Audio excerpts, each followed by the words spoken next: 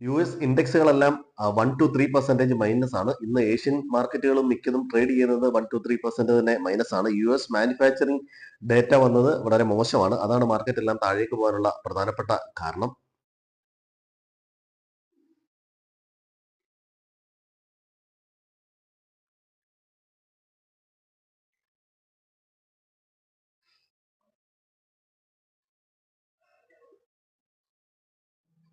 ഇന്നലെ Indian market flat ആയിട്ടാണ് close ചെയ്തത്. ബാങ്ക് നിഫ്റ്റി ഒരു അല്പം ബുള്ളിഷ്നെസ് കാണിച്ചിരുന്നു.